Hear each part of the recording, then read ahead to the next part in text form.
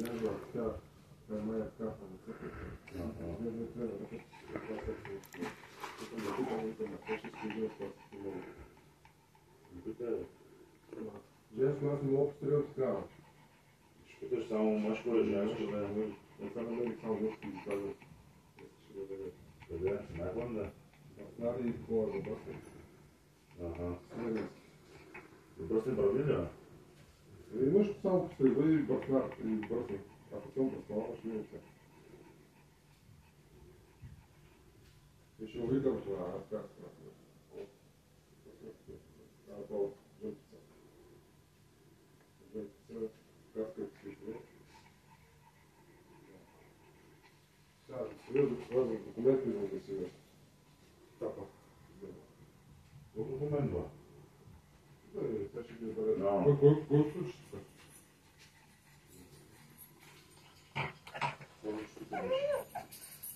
Защо основа, ако с този документ ти нямаш право да работиш?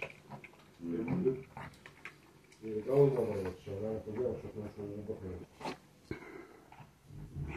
Да. Чакай. Така и как нараво? Или как? Нагоре. Да. Деца? Да,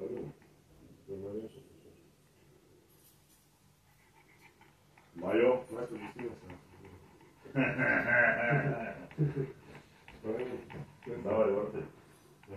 Нагоре.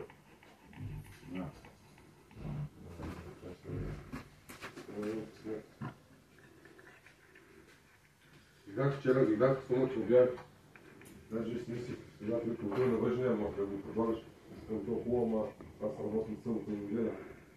А те точно тогава ще даваш часата, да ходи и децата. И ще го мисля, защото освен да мина 4 часа, ама...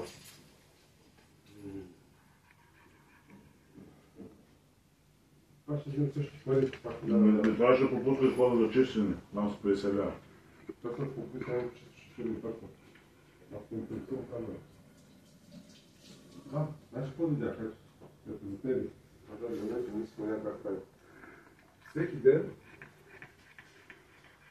бар такъв някакъв, бар на наргиле, ама това че е до мола там стои да си прави.